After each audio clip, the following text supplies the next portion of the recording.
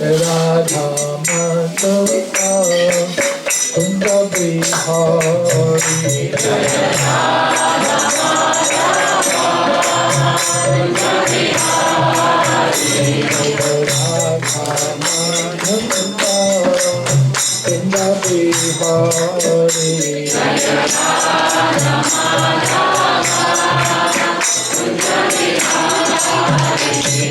Gopi Jana Vallabha Giridhara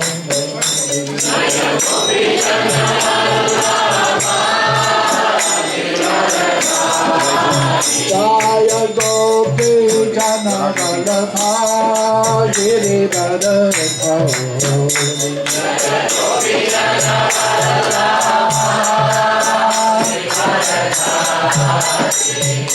Gopi Jana Vallabha Giridhara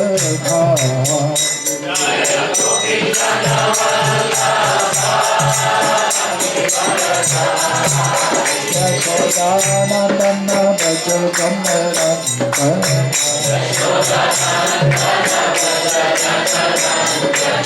Yashodanandana Braja Janaranta Yamuna Tira Banata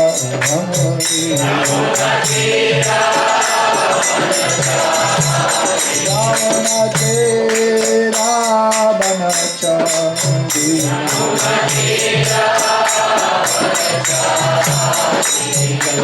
Radha Madhava Kunda Bihari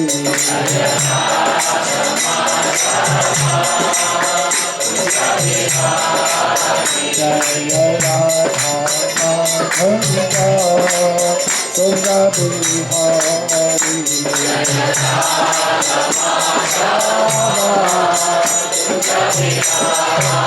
Gopi Jana Vallabha Giridhara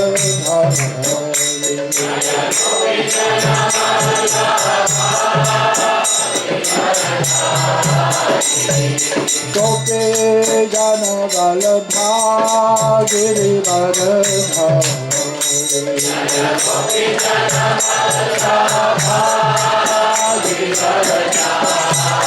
Yashodanandana Braja Janaranta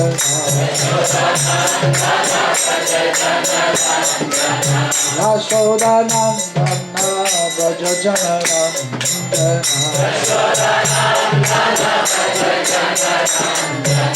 Yamuna Tira Banata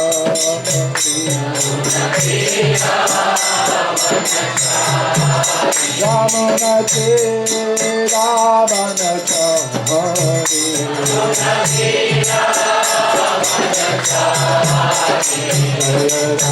Madhava Kunda Bihari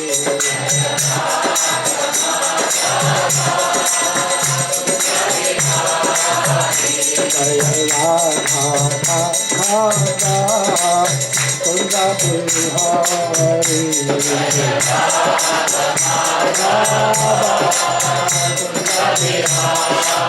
Jaya Shri Krishna Chaitanya Prabhu Nityananda Shiva Radha Shiva Sadi Guru Bhakti Shri Krishna Chaitanya Prabhu Nityananda Shiva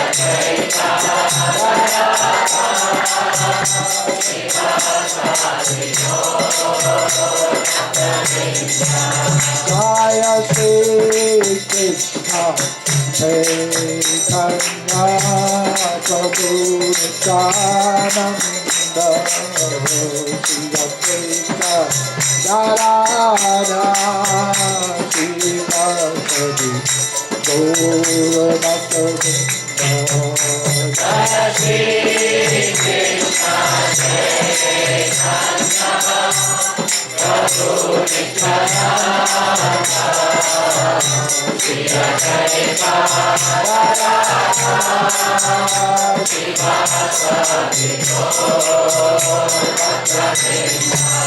Jaya Shri Krishna Chaitanya Prabhu Nityananda Priya Krishna Radha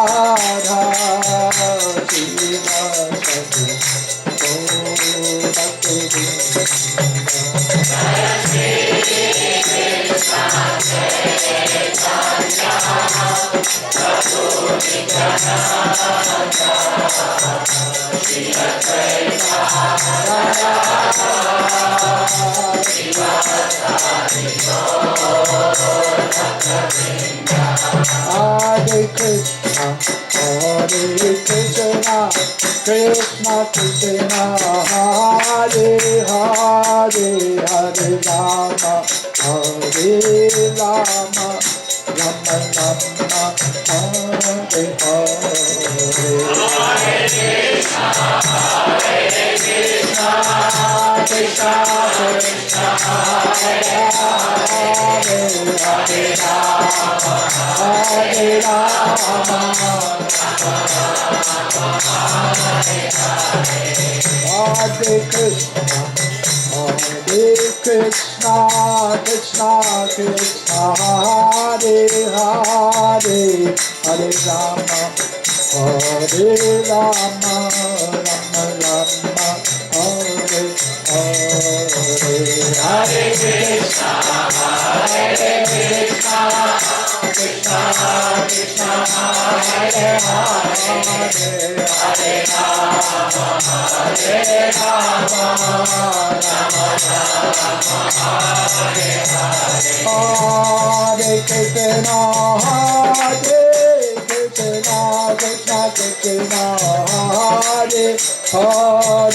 Hare Krishna, Krishna Krishna, Hare Hare, Hare Rama, Hare Rama, Rama Rama, Hare Hare. Hare Krishna, Krishna Krishna, Hare Hare,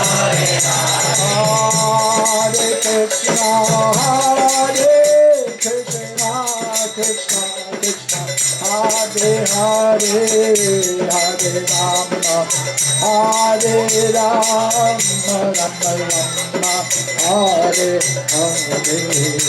Hare Krishna, Krishna Krishna, Hare Hare, Hare Rama, Hare Rama, Rama Rama, Hare Hare. Hare Krishna, Krishna Krishna, Hare Hare, Hare Rama, Hare Rama, Rama Rama, Hare Hare. Hare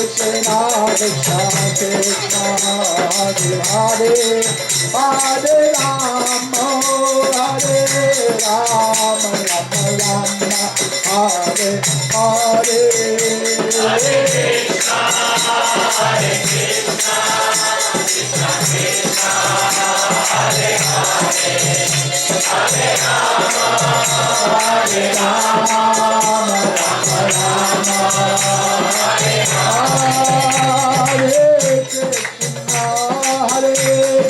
Hare Krishna, Krishna Krishna, Hare Hare, Hare Rama, Hare Rama, Rama Rama, Hare Hare. Hare Krishna, Krishna Krishna, Hare Hare, Hare Rama, Hare Rama, Rama Rama, Hare Hare. Hare Krishna, Krishna Krishna, Hare Hare, Hare Rama, Hare Rama, Rama Rama, Hare Hare. Hare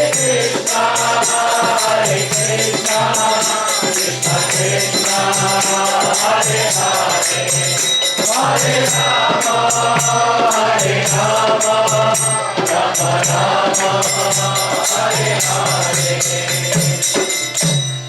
Jaya Vishnu Pad Paramahamsa Parivraja Kacharya Ashto Japsat Sisi Mad His Divine Grace A.C. Bhakti Vedanta Swami Maharaj Srila Prabhupada Ki Ananta Kula Vaishnava Vrinda Ki Namacharya Srila Haridas Thakur Prem Saga Ho Sri Krishna Chaitanya Prabhu Nityananda Sedvaita Gadadhara Sivasati Gaur Bhakta Binda Ki Jai Sri Radha Krishna Gop Gopinath Shyama Kunda Radha Kundi Giri Govardhana Ki Sri Vrindavan Dham Ki Maya Pura Navajit Dham Ki Sri Purushottam Chitra Ki Sri Ganga Maya Ki Jai Sri Jamuna Maya Ki Jai Bhakti Devi Ki Jai Tulsi Devi Maharani Ki Jai Harinam Sankirtana Ki Jai Sri Sri Gonitai Ki Jai Jai Gaura Premanande. All glories to the Samadhavati. All glories to the Samadhavati. All glories to the Samadhavati. All glories to Sri Sri Guru Garanga. All glories to Sri Prabhupada.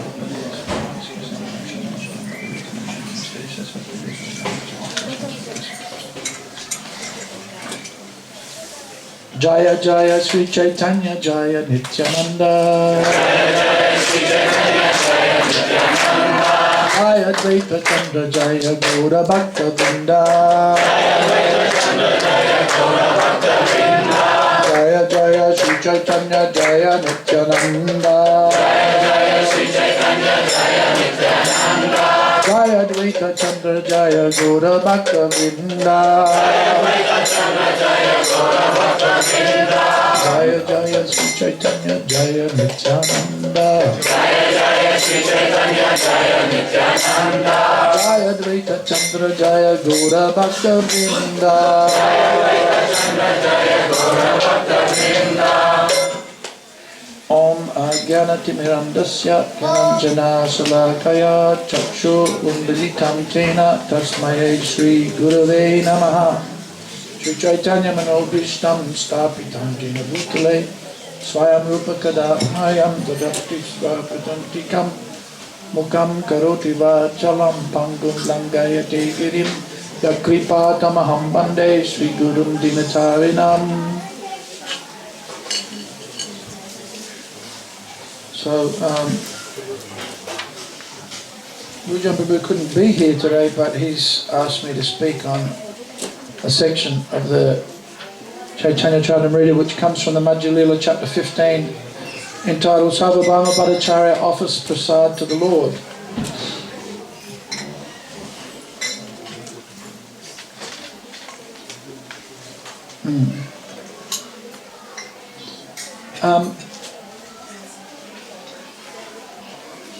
The devotees from Bengal would travel to Jagannath Puri to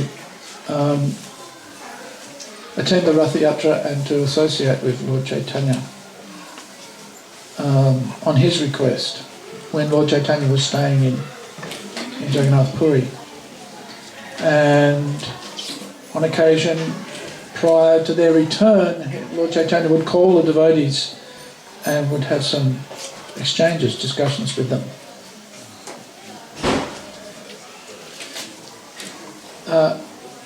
So we're this section of the Chaitanya Charitamrita, chapter 15, Madhya Lila chapter 15, is a narration of some of the discussions that were held, and in which there is a glorification of the devotees. Thereafter, Sri Chaitanya Mahaprabhu called for all the devotees and asked them to return to Bengal. In this way, he bade farewell to them.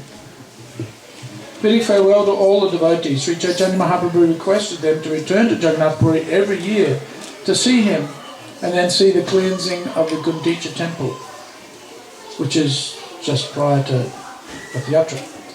With great respect, Sri Chaitanya Mahaprabhu requested Advaita Acharya, give Krishna consciousness, devotion to Krishna, even to the lowest of men, Chandalas.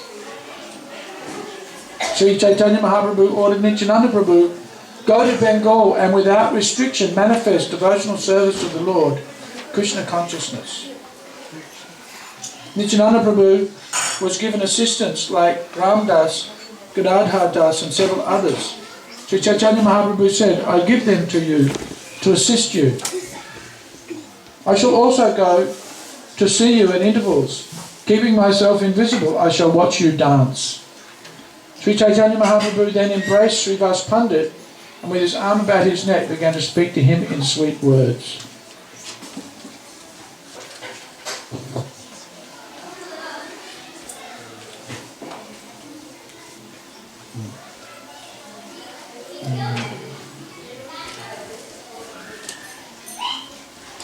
So, who isn't feeling the pangs of material existence? Charu Chaitanya, the only gay man to put his hand up. He's enthusiastic now, you see, because Lord Chaitanya and Lord Nityananda have arrived in his house. The rest of us, we're all morose and sullen, being bashed up by the material energy. But Prabhupada says that everyone is acutely feeling the pangs of material existence. Even in the ranks and files of the American Senate, the pinpricks of material existence are felt. So much so that April the 30th, 1974 was actually set aside as prayer day. And what are they praying? God help us. So, everybody is entitled to experience love of Godhead. That's our inheritance, actually. When we are given the human form of life, then the real purpose for having the human form of life is to achieve the perfection of existence, and that is to attain love of Godhead. And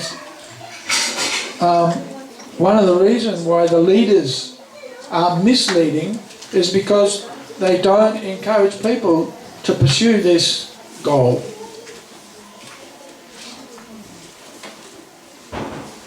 The goal is, or the goals are basically eating, sleeping, mating and defending. This is animal life. But, more polished, more sophisticated, more of everything, more eating, sleeping, mating and defending is considered progress in modern materialistic culture. But the Krishna consciousness movement is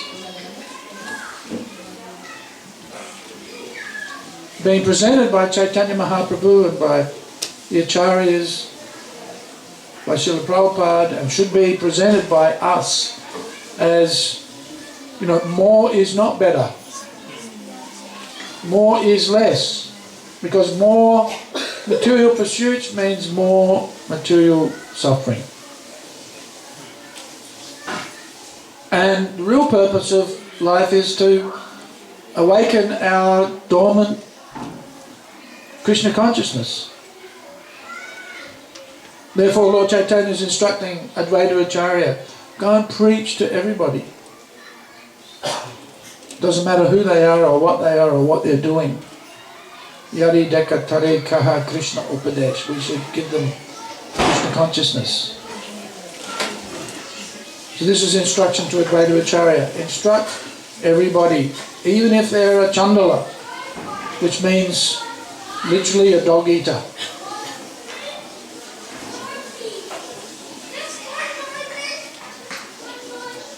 No one is disqualified in the age of Kali Yuga, or everybody is unqualified, but that's then their qualification for receiving this knowledge.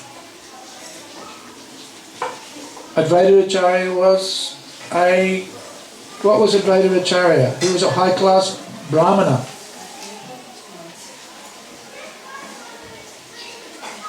So, in Brahminical culture of the day, the Brahmanas kept aloof from the low-class people, right? Because they were untouchables. The Muchi. We are the Suchi, you're the Muchi. We stay away. I don't know if anybody of you have heard, but Prabhupada really criticises this mentality. And so he says this is the reason why there are so many Muslims in India. Not that we have anything against Muslims, but the Muslims, Muslim community are, Prabhupada says, a direct result of this policy of the Brahmanas to remain aloof from the lower class. He says the purpose of the Brahmanas is to preach to the lower class and elevate them up to the higher class. That's the job, not to be detached from them. Certainly, you know, as devotees on this principle, we want to keep aloof from materialistic people, to be strong in Krishna consciousness. But we should be strong in Krishna consciousness so that we can go and help them and pull them up. Huh? Not that, oh, you're Muchi. I don't want to go anywhere near. Of course, there are some people that we don't want to go anywhere near, mind you. So, you know, we have to be a bit sensible. But Prabhupada says we have to learn the art of going fishing and not get wet. Right? Of course, we don't fish either. But we understand what Prabhupada's saying. Fishing means, even the Christians have this, you know, sometimes you see on the back of a person's car, they'll have a picture of a fish. Three lines. One goes this way, one goes that way, then a line at the end, sign of a fish. That means a Christian. I don't know if you knew that or not. With the sign of a... And Jesus said, we shall become fishers of men.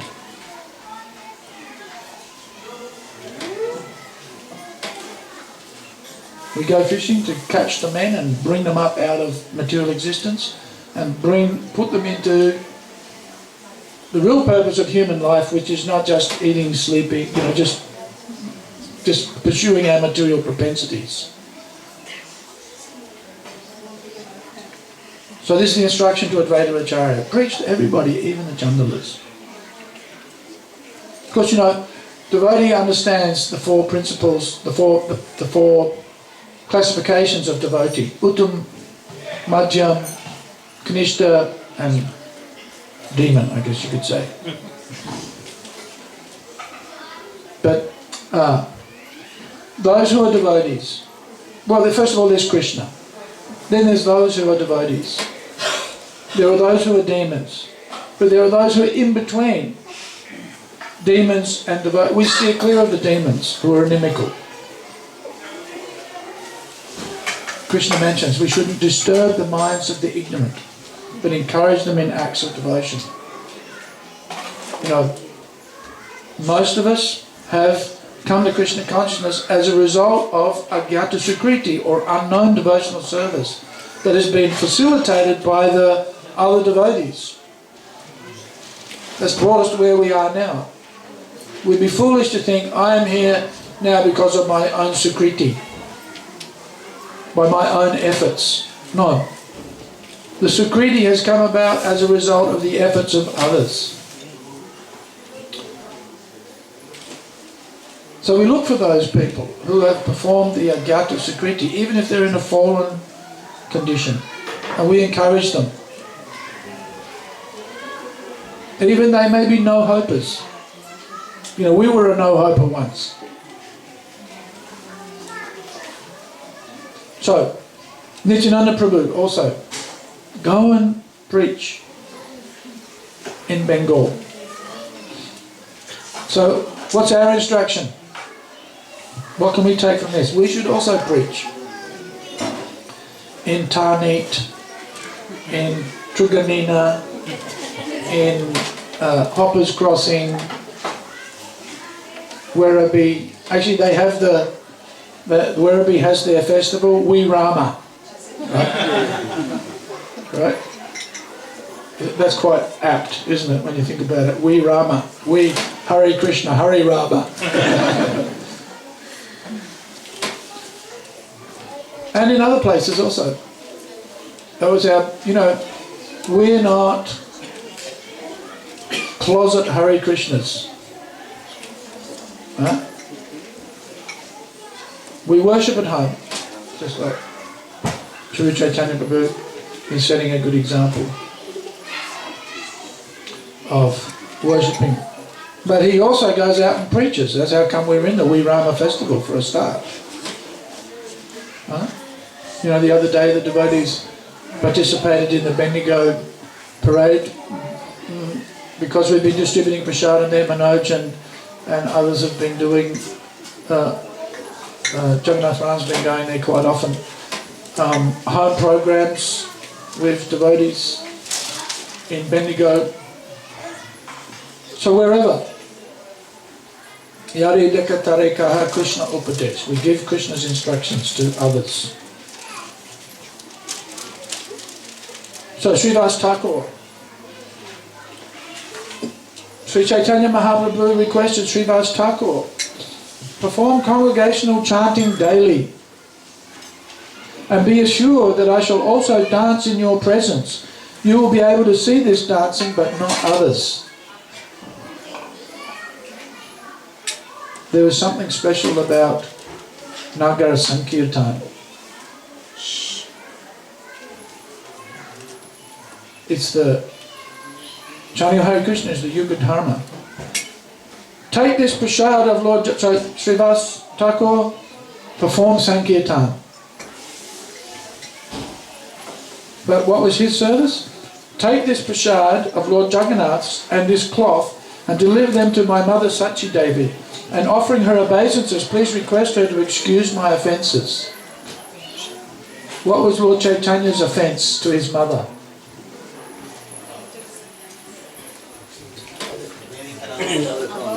He left home and took sannyas. I have given up the service of my mother and have accepted the sannyas order. Actually, I should not have done this, for by so doing I have destroyed my religious principles.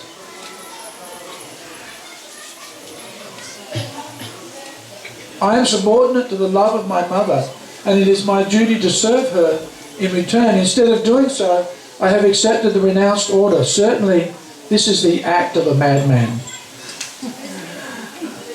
I had no business. No, a mother is not offended by her mad son, and knowing this, my mother is not offended by me.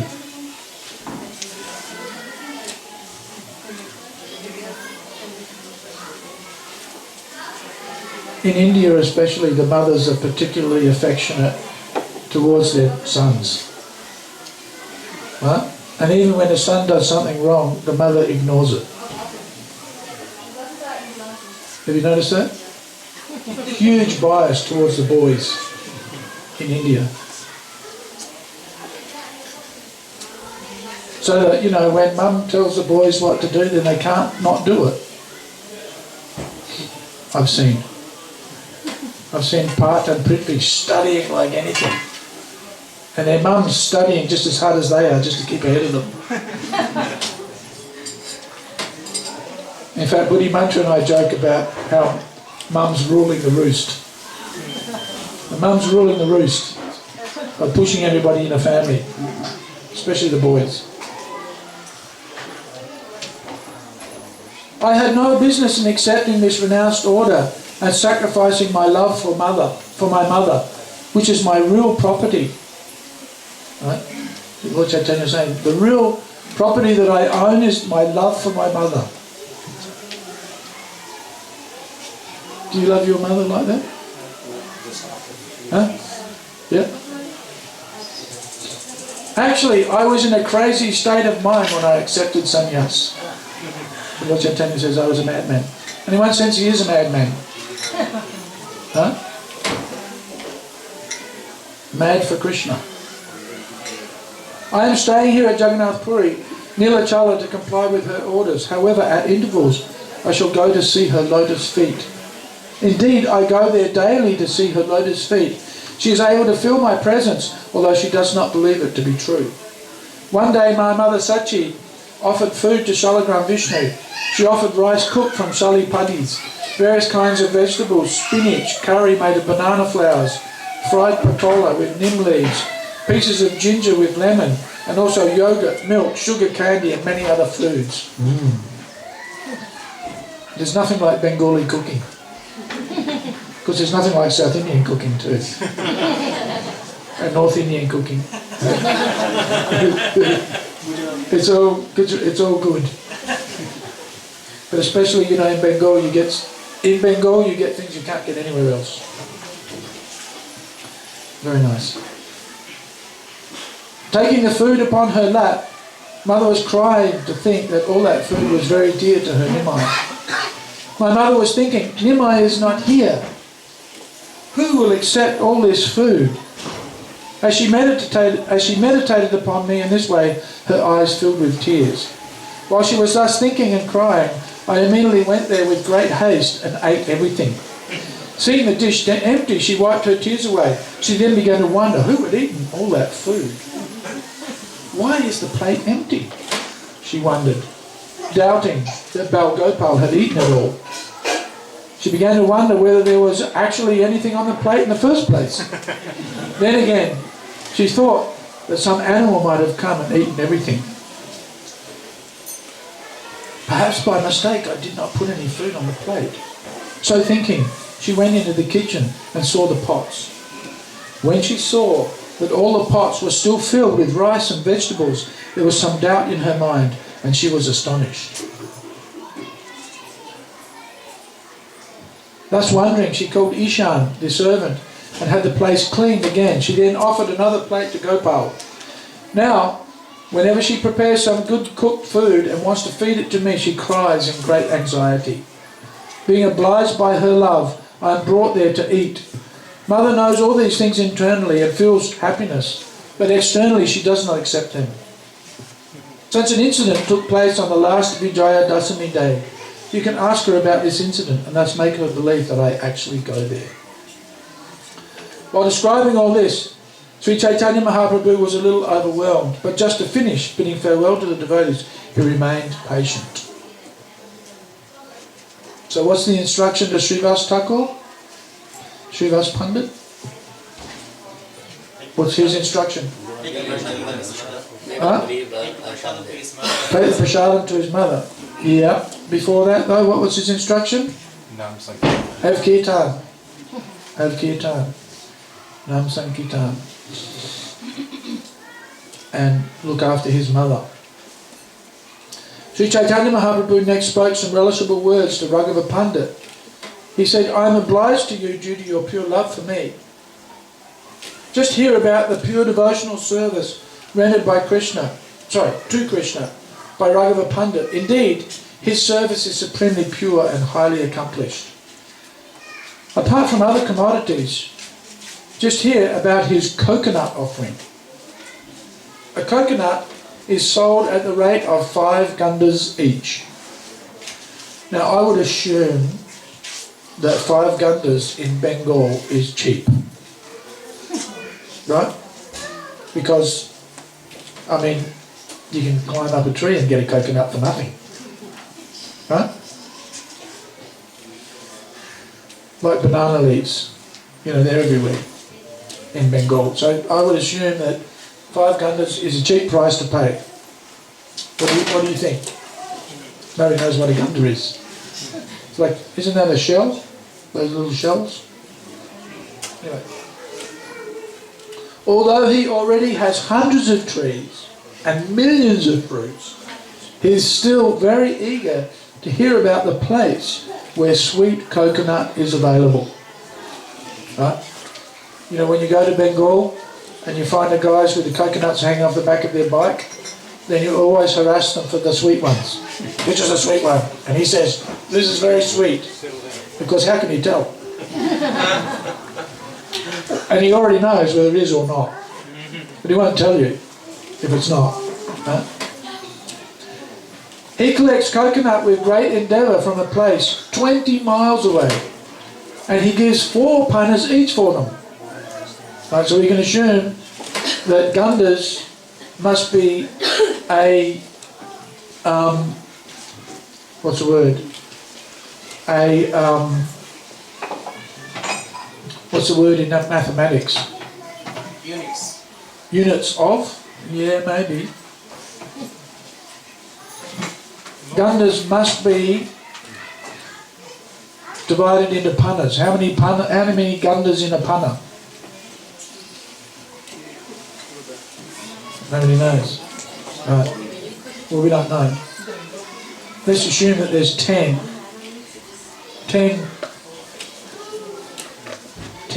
gandas in a panna, so that means they're paying, instead of 5, he's paying 40. Just for the sweet ones. He's already a wealthy man. He's got hundreds of coconut trees, and yet he goes out of his way to get coconuts 20 miles away because they're sweet. Every day, 5 to 7 coconuts are clipped and put into water to keep cool. At the time of offering bhoga, the coconuts are again clipped and cleansed. After holes are made in them, they are offered to Lord Krishna. Don't you have to do an offering? We're going to put corn and tie here and do the offering. Okay, good. I hope it's going to be as good as Raghav Pundits.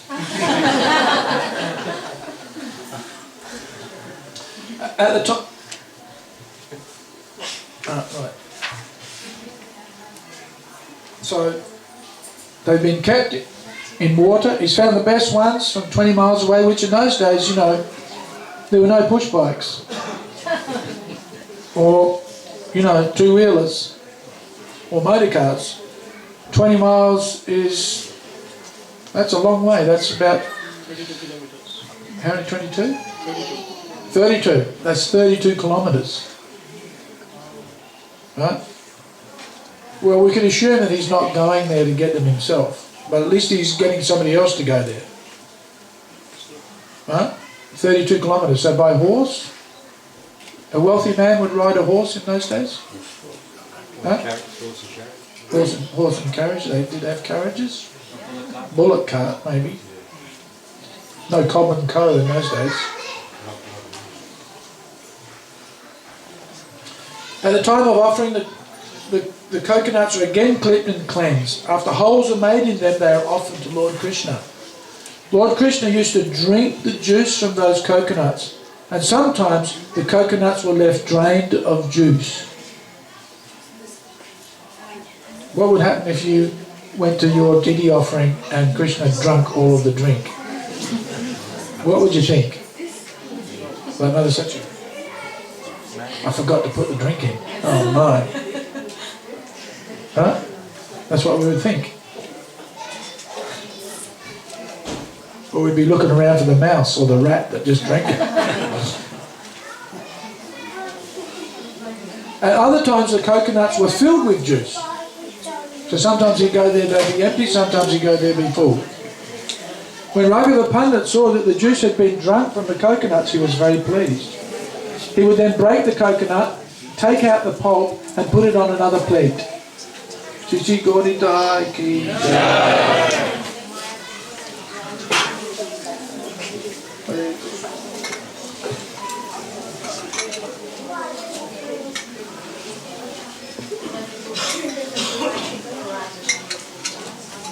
Load the fingers here as well. Yep.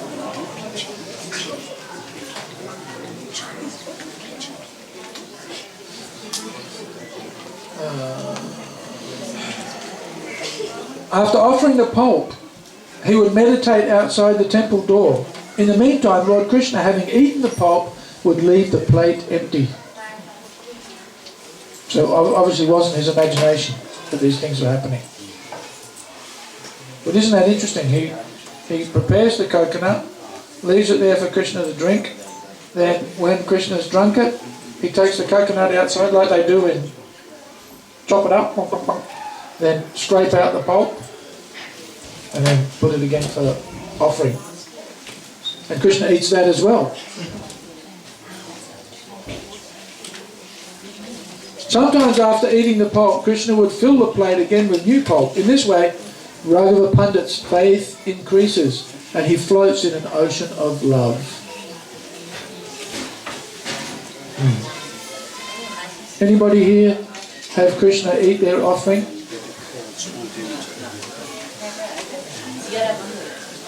Anybody? We need to pray for the mercy of Raghava Pandit, so that Krishna will eat our offerings. Because he's already eating it. And you know, if Krishna started eating our offerings, we'd probably get a bit proud. Like, Krishna's eating my offering. And then Krishna might not eat your offering. Right? Krishna always protects his devotees. I was telling the devotees the other day, Lord Shiva is asutosh, easily pleased.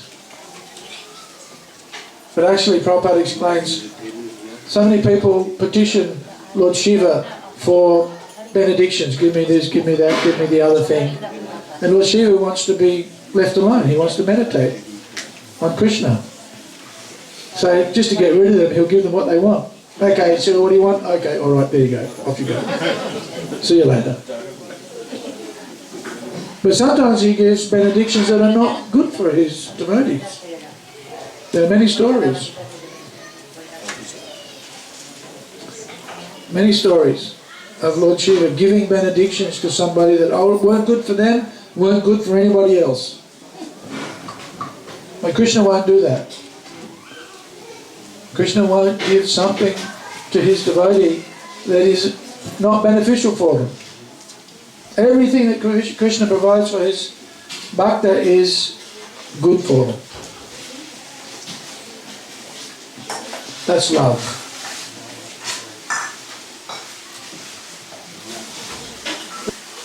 One day it so happened that about 10 coconuts were properly clipped and brought by a servant to offer to the deity. When the coconuts were brought, there was little time to offer them because it was already late. The servant, holding the container of coconuts, remained standing at the door. Raghava Pandit then saw that the servant touched the ceiling above the door and then touched the coconuts with the same hand. Raghava Pandit then said, you can just imagine, what are you doing? What are you doing? People are always coming and going through that door. The dust from their feet blows up and touches the ceiling. After touching the ceiling above the door, you have touched the coconuts. Now they are no longer fit to be offered to Krishna because they are contaminated. Right? High standard of worship. Right? You know, when you're in the deity room, you shouldn't touch your head, you know, so I couldn't do those things. It's unclean. Shouldn't touch things with your feet. Shouldn't step over things with your feet. These are all basic rules. I need to wash my hands now. Got an ice cream cup? No, in a minute. I just touched my nose.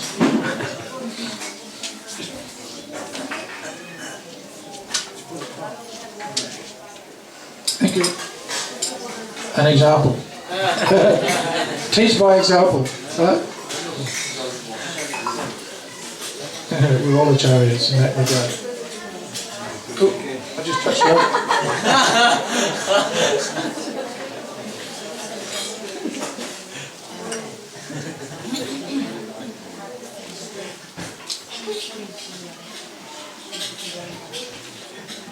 So, Bhaktisiddhanta Saraswati Thakur explains that Raghava Pandit was not a crazy fellow. You know, sometimes there are people who just they have this phobia, you know, they're always washing their hands. Not like that. He's on the transcendental platform and his mood is to offer everything in a pure way so that it becomes then spiritualized. The spiritual world is transcendental to the material world. The Chit Vaibhav Shakti. The material world is the Achit, the unconscious, the dead, the realm of death, if you like.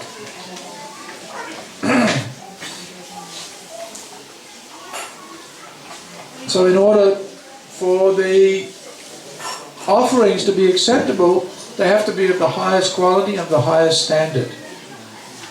even in the home. Because Raghava Pandit's offerings are done more or less in his home. Because mind you, a wealthy man in India in those days would have his own temple. It wouldn't even be in the house. Right? In one sense, having a temple in your house is moochie, isn't it? Kids running around doing all sorts of stuff. All the hassle of family life going on. Krishna doesn't want to hear all that stuff. Huh? So a wealthy man or a pious man has a whole place for just worshipping Krishna. You can see it in some of the wealthy people's homes. Certainly the puja room is set aside and kept very paka, very clean, as is mentioned here, as exemplified by Raghava Pandit. We have our sinks all together, and it's all Ruchi that doing it that way. Mind you, we have to be practical, just in case anybody gets a bright idea that, now we throw the family out of the house, just keep Krishna there. Right?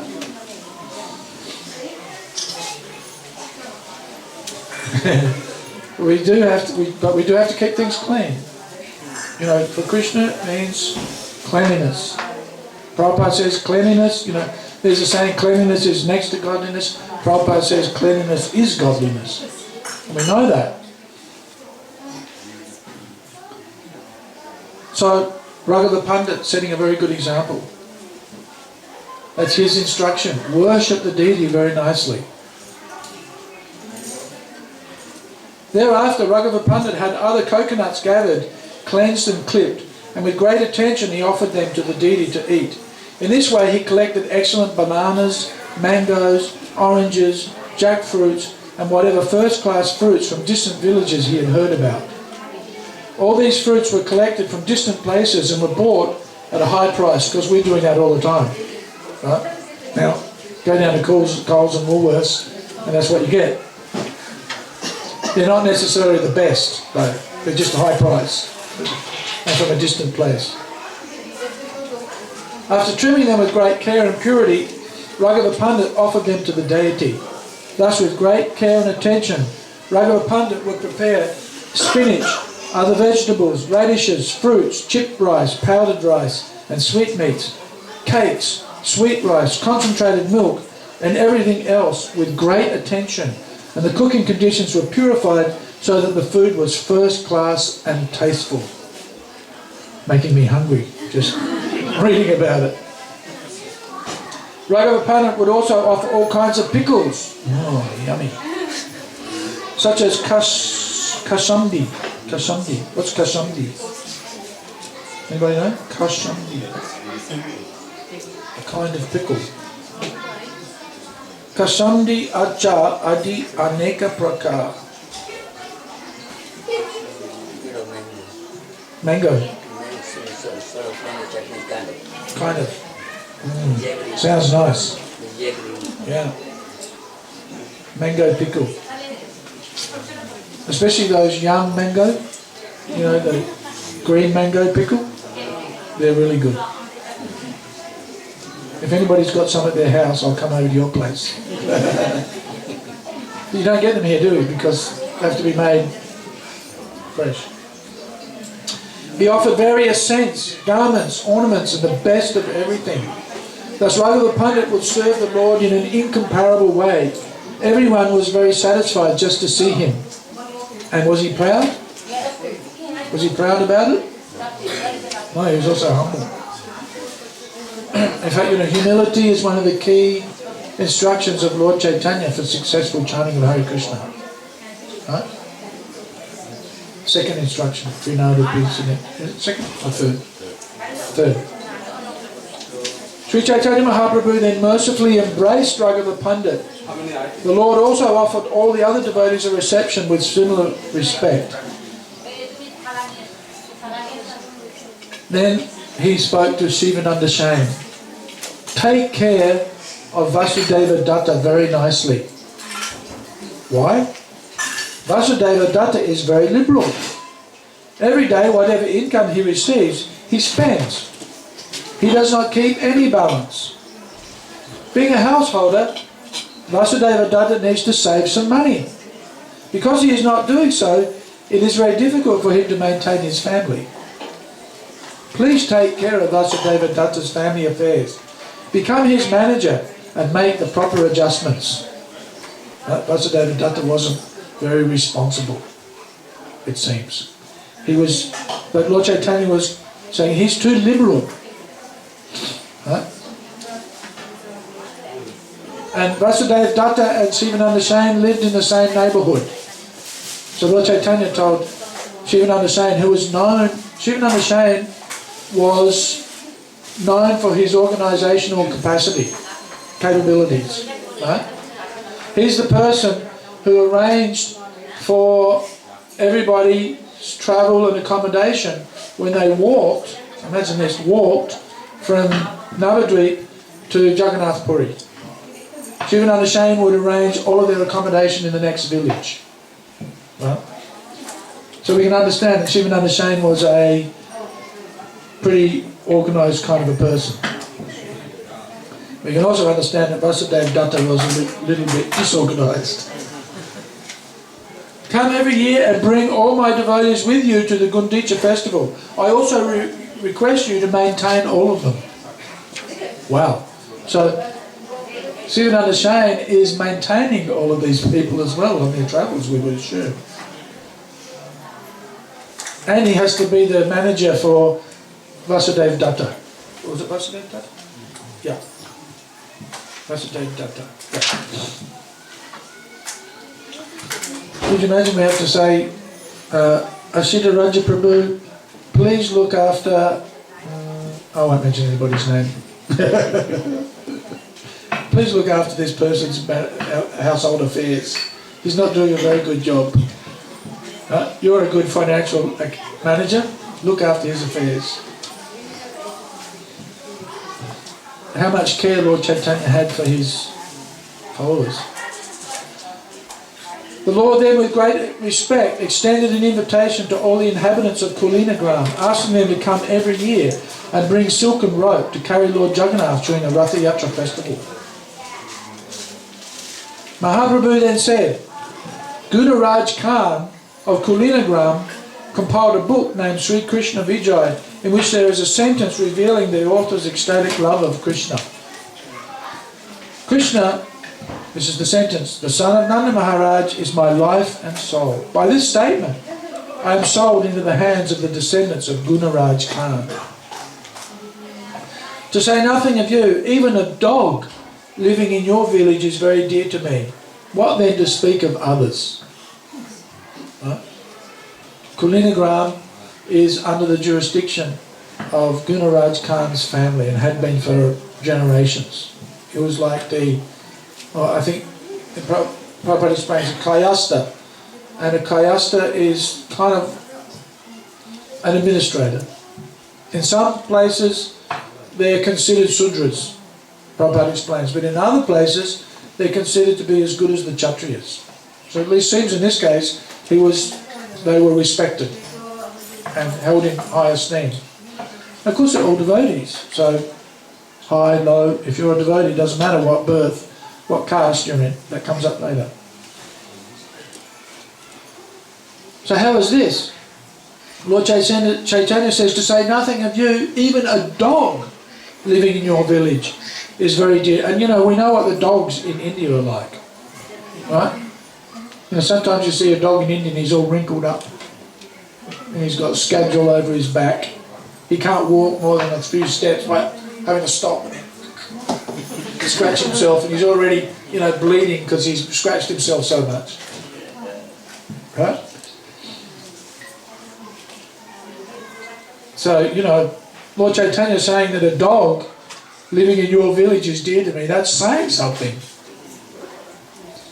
After this, Ramananda Vasu and Satyaraj Khan both submitted questions at the lotus feet of Sri Chaitanya Mahaprabhu. My dear Lord, being a householder, And a materialistic man, I do not know the process of advancing in spiritual life. Isn't this interesting? He says, I am a householder, and so therefore I'm a materialistic man.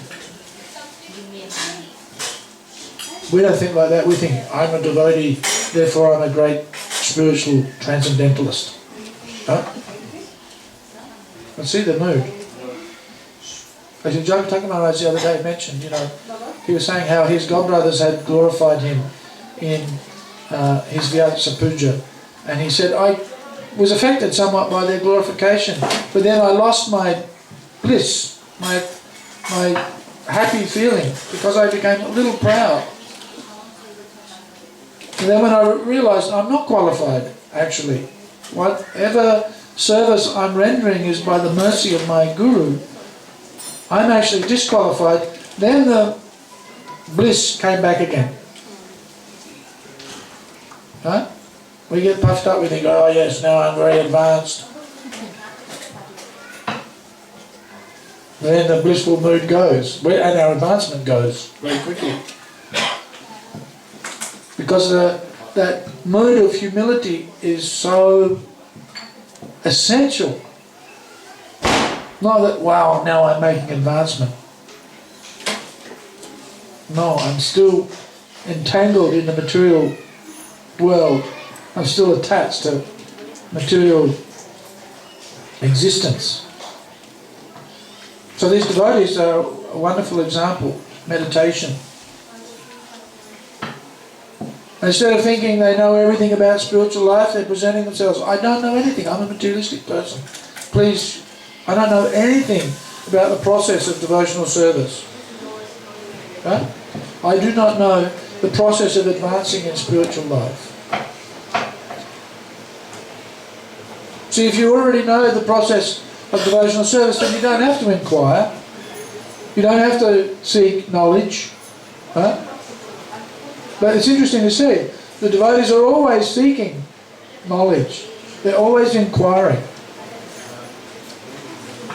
They're always thinking, there's something more I can learn to make progress in my spiritual path. I therefore submit myself unto your lotus feet and request you to give me orders. Usually we think, nobody's going to tell me what to do. Who do they think they are anyway? Huh? Who do they think they are? Sri Chaitanya Mahaprabhu replied, without cessation, continue chanting the holy name of Krishna. Whenever possible, serve him and his devotees, the Vaishnavas. We should never cut corners when serving the Vaishnavas. And here Lord Chaitanya gives us an instruction, whenever possible. Right? Whenever possible, serve Krishna and his devotees. Prabhupada explains here, Kanishta Adhikari thinks, I am serving Krishna, and ignores the Vaishnavas. Right? This is not a very high class devotee.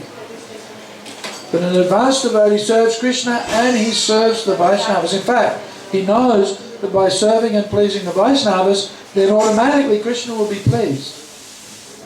So he takes special care and attention to see to it that the Vaishnavas are properly taken care of. Witness Shivananda Shain. Shivananda Shain didn't arrange the proper accommodation for Lord Nityananda. Right? And Lord Nityananda kicked him. Kicked him in the chest. Boom! And Shivananda Shain took that kick as if it was a blessing. Like Bhrigu Muni got kicked by Lord Vishnu. And he said, oh, I hope that I haven't hurt your foot. I hope your foot is not damaged hitting my hard chest. So Lord Nityananda got really angry and he kicked Shivananda Shain. And Shivananda Shain said, oh no. I think he even said, may my whole family die if I don't look after Lord Nityananda properly.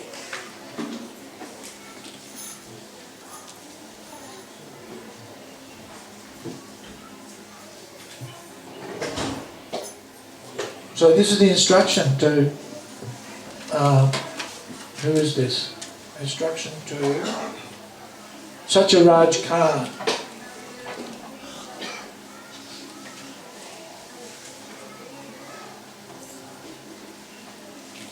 I think Satyaraj Khan must be he must be the brother of Gunaraj Khan. Would that be right? Who knows? Nobody. But got the same name, so you would think so. Okay, so serve the devotees. So have a guess what? Satyaraj Khan then says, how can I recognize a Vaishnava? Huh? How can I recognize a devotee? Please let me know what a Vaishnava is. What are his common symptoms? Because there's so many poses around. Huh? We need to know who is a devotee. Sri Chaitanya Mahaprabhu replied, this is why we study Prabhupada's books. So that we can understand these things. Help each other make progress. Whoever chants the holy name of Krishna just once is worshipable and is the topmost human being. How's that? Huh? That makes us all Paramahamsas. Huh?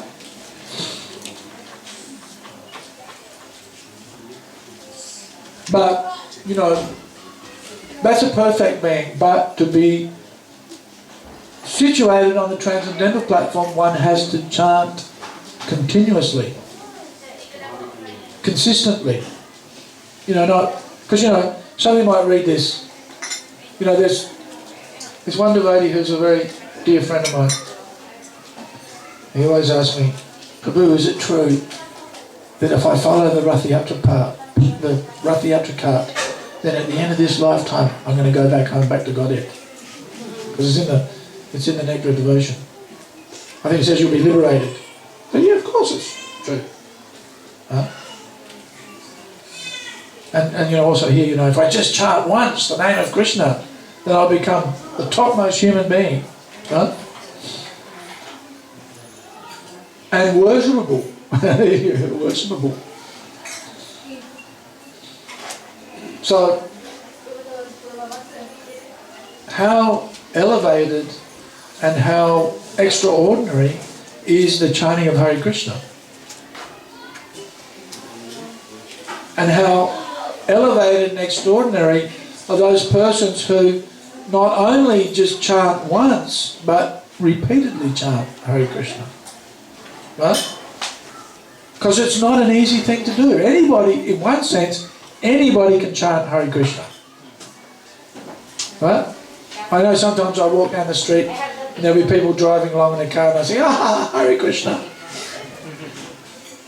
Right? This is the mercy of a devotee. Why we should, you know, walk around as much as possible looking like Hare Krishnas. Huh? Well, look what that does for people, you know. They become the topmost persons if they see us. And they say, Hare Krishna, even if they're laughing, Hare Krishna. We're laughing. We're the ones who are laughing. They may be laughing, but we're laughing louder. Well, there's that saying, he who laughs last, laughs loudest. Right? Because we know what the joke is. They don't know what the joke is. We just destroyed your material life by getting you to chant Hare Krishna. Right? You're worshipable now. Only problem is he's still in the pub having a drink with his mates. There's a little bit of time between liberation and now. That's why we have to keep walking past the pub quite a few times so that he keeps chanting Hare Krishna. Right?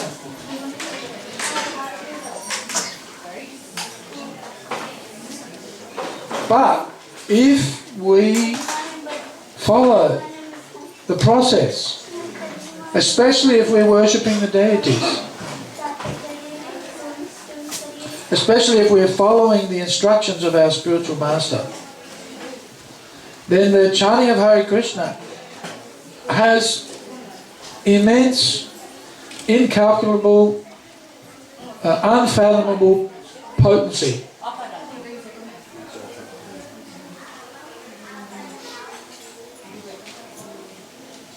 Because Krishna is identical with his name.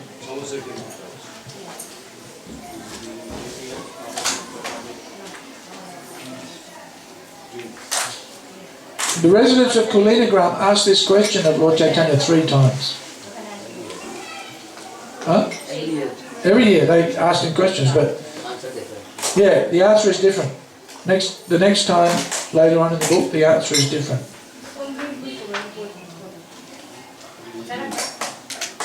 So,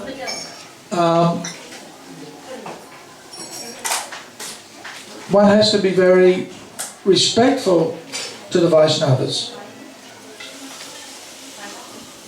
One has to become a respectable Vaishnava.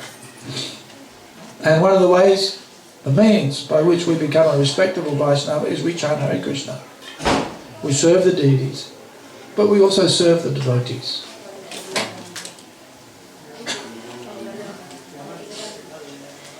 We serve Krishna, and you know, the most important service that we can do is chanting Hare Krishna. Prabhupada explains here, you know, that all of our ceremonies begin with the chanting of Hare Krishna and end with the chanting of Hare Krishna. And in fact, a lot of what we do is supports the Yuga Dharma, which ultimately is perfected through the chanting. That's our main practice.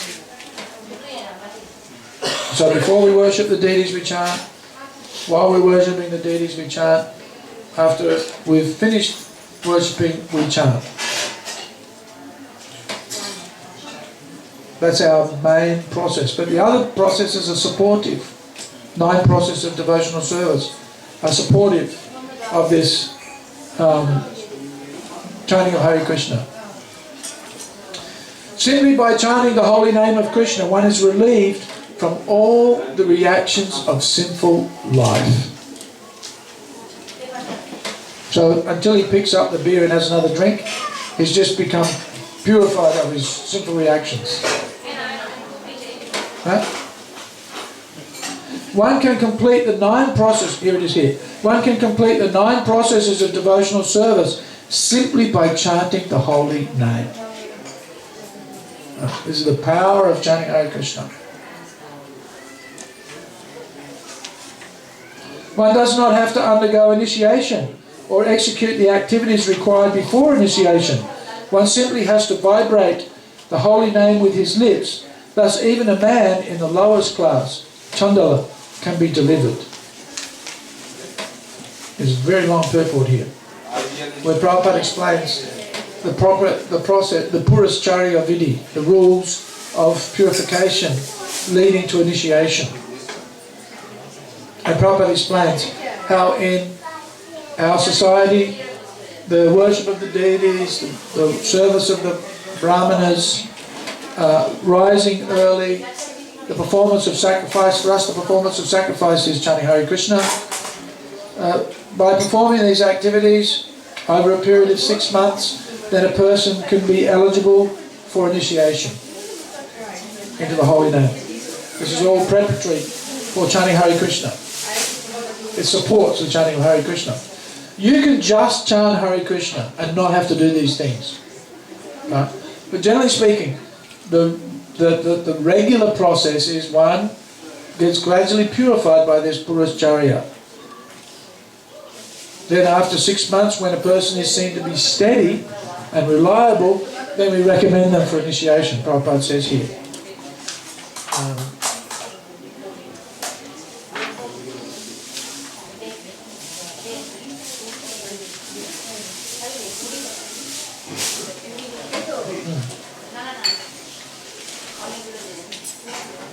For 6 months, a candidate for initiation must first attend Aarti and classes in the Shastras, practice the regulated principles and associate with other devotees. When one has actually advanced in the Purusharya Vidhi, he is recommended by the local temple president for initiation.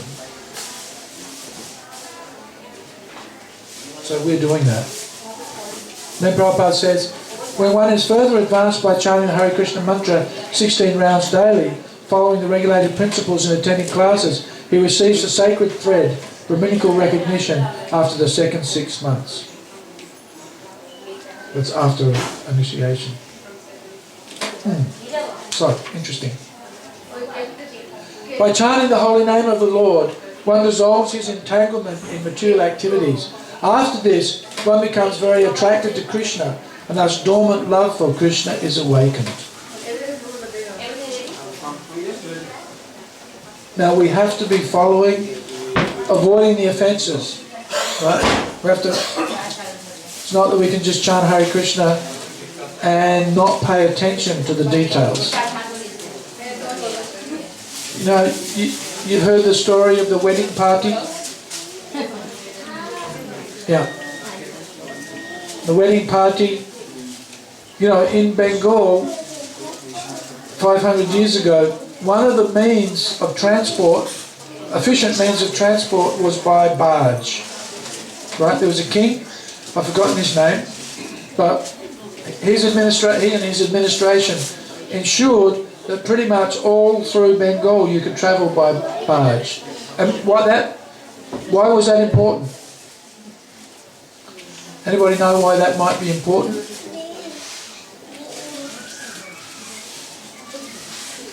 Why was it important to have a canal system? There were a lot of floods, yeah. You get around in floods, but there's more to it than that. Huh? Sorry? Well, Bengal's not an island. Navadvip's an island. Yeah, but it's somewhat figurative. Why is having a barge system important? A system of canals. Why is it important? Didn't any of you do geography or social studies? Why was it important? Huh?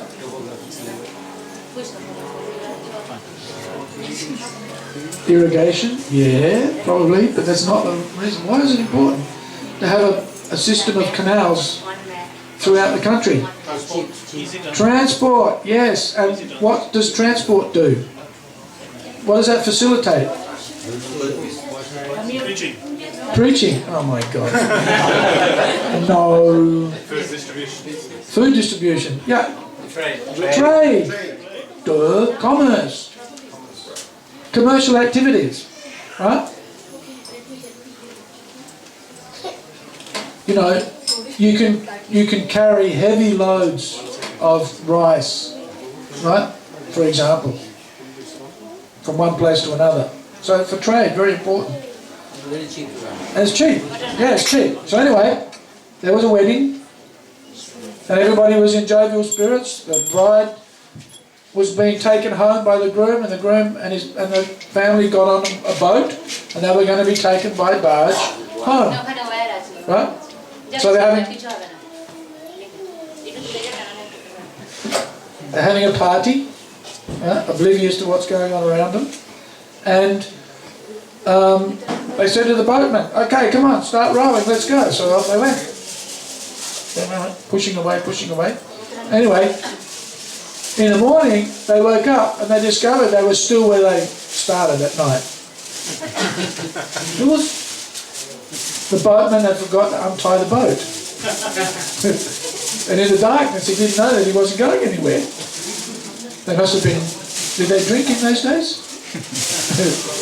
They were intoxicated. So, Bhaktisiddhanta Saraswati Thakur says this is an example of somebody who chants Hare Krishna but doesn't make advancement. By maintaining material attachments. What's the 10th offence? To maintain material attachments, even after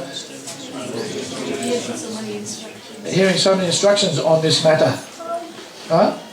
Very important. So, the the chanting of Hare Krishna is able to dissolve one's entanglement in material existence, but we also have to untie the knots of material attachments. How do we untie the knots of material attachment? By attaching to Krishna. Yes, by becoming attached to Krishna. Yeah. How else? Huh? By getting higher taste. Get a higher taste. Yeah, why not? Sometimes the knots are tied up so tight. Anybody noticed? By hearing about Krishna. Yeah. Yeah, that's good. Why hearing? Because it's Ashtapraya, Srimatam, Sakada Krishna. Yes, that's good. Getting close, getting warm. Why hearing about Krishna? Your desires change. Huh? Your desires change. Your desires change. Yeah, maybe, but you know, your attachment to your mum and dad's tied pretty tight. Huh? When you went away from home, how did you feel? Okay. Except when he was hungry. I remember when I left home, I didn't feel okay. One hears to gain knowledge. And it's mentioned in the Bhagavatam how the knots of material attachment can't be untied because, you know, sometimes it happens, you know, we get Brahmin threads. They're all wrapped up and you open them up and they get tangled. And there's about 50 million knots in there. And you try this one, but then the other one's caught. And there's no way you can untie it. So the only method is cut. So the Bhagavatam says, cut the knots of attachment with the sword of knowledge. Right? This is why we hear, this is why we associate with the devotees. Because as Satyaraj Khan says, I don't know the process of making spiritual advancement. Please teach me. So, by chanting the holy name of the Lord, one dissolves his entanglement in material activities. But this will only be allowed if we can cut those knots of material attachment. After this, one becomes very attracted to Krishna, and thus dormant love for Krishna is awakened. The holy name of Krishna is an attractive feature for many saintly, liberal people. It is the annihilator of all sinful reactions and is so powerful that, save for the dumb who cannot chant it, it is readily available to everyone, including the lowest type of man, the Chandala. So what does that mean? What does that mean? The holy name is for the topmost person, it's also for the lowest. So material qualification is no restriction. Right? The holy name is so powerful, Krishna is so powerful that there isn't anybody in the material world who can't be relieved from his sinful reactions by chanting Hare Krishna. There may be some prarabdha, karma, left over. There may be some residual, right? But one shouldn't judge a person by the residue of his karma if he's chanting Hare Krishna. And this is explained by Rupa Goswami in Upadeshamrita. And it's explained in other places also. Right? We should never criticize a devotee, oh, you're a Punjabi, or you're a Aussie. Right? We should never judge a devotee by their birth. Right? Lord Chaitanya instructed Advaita, go and preach to the Chandalas. Right? Go and preach to the Chandalas. To the fallen people. Because anybody can chant. Anybody. The holy name of Krishna is the controller of the opulence of liberation. And it is identical with Krishna. Simply by touching the holy name with one's tongue, immediate effects are produced. Chanting the holy name does not depend on initiation, pious activities, or the Purusharya regulated principles generally observed before initiation. The holy name does not wait for all these activities. It is self-sufficient. Sri Chaitanya Mahaprabhu then finally advised, and we'll finish at this point here. Now we've heard the ringing of the bell for the offering to finish. One who is chanting the Hare Krishna mantra is understood to be a Vaishnava. Therefore, you should offer all respects to him.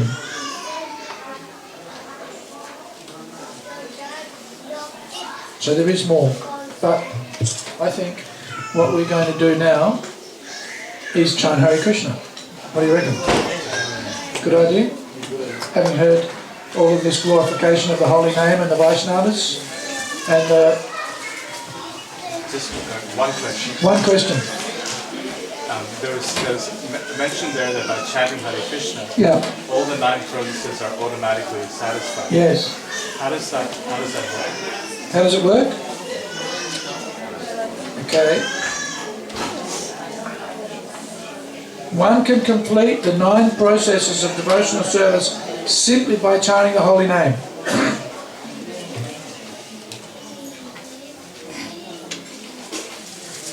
These are the activities of hearing, chanting, remembering, serving, worshipping, praying, obeying, maintaining friendship, and surrendering everything.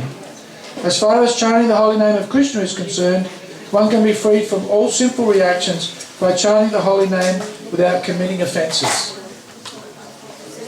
Right? You can be freed from all sinful reactions simply by chanting the holy name without offences. If one chants offenselessly, he may be saved from all sinful reactions. It is very important in devotional service to chant the holy name of the Lord without committing offences. The 9 devotional processes, such as Shravanam and Kirtanam, can all be attained at once if one simply chants the holy name of the Lord offencelessly. That's what Prabhupada tells us there. The 9 processes can all be attained at once by chanting.